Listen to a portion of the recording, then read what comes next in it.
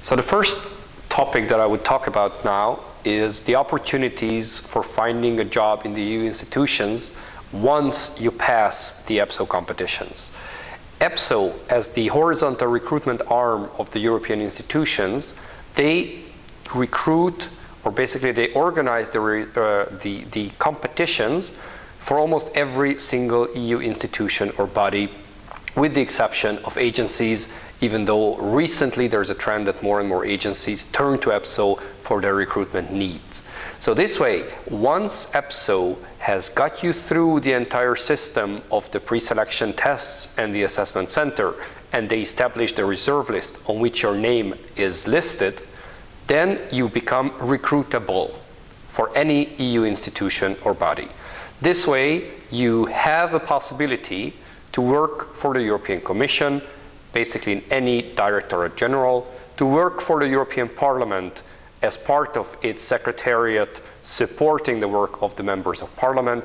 You can work for the European Court of Auditors, for the European Ombudsman, the European Data Protection Supervisor, the Council of Ministers Secretariat, or the different EU bodies, etc. So this gives you not just an excellent opportunity, but the formal prerequisite, the formal requirement that the institutions can employ you as a permanent official for life.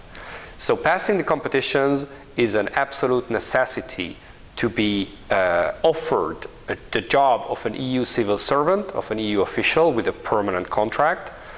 And at the same time, it opens the doors for your applications that the different heads of unit, the different directors and other people, they would receive and say, okay, I'm going to invite this person for a job interview, and I have the formal possibility of actually offering a job.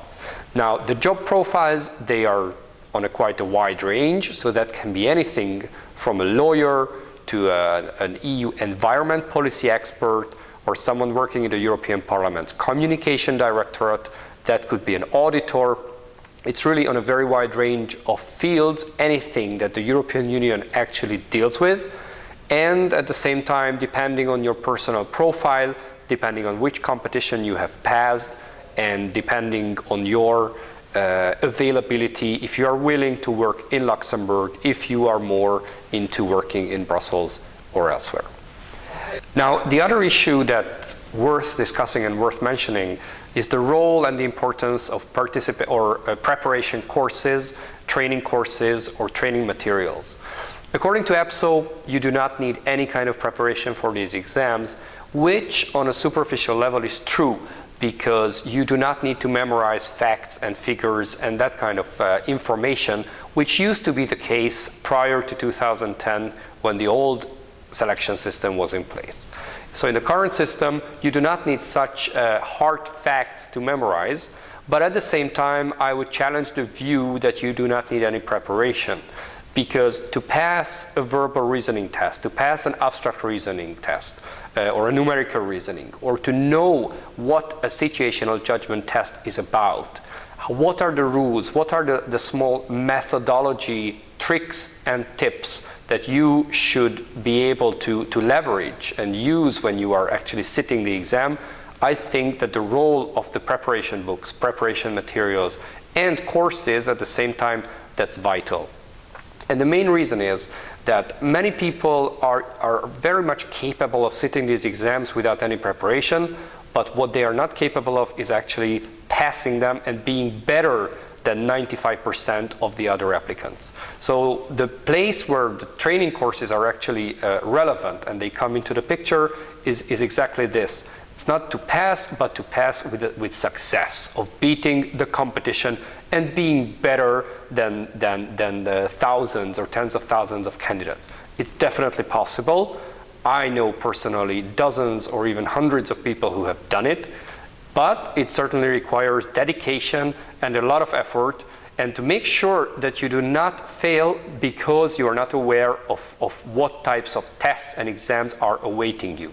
So that's another point, that knowing what's coming up, knowing the types of tests, the type of exams, or the time limits, or the small details of these tests it can add a huge added value and benefits to your scores and to your chances of success in these exams.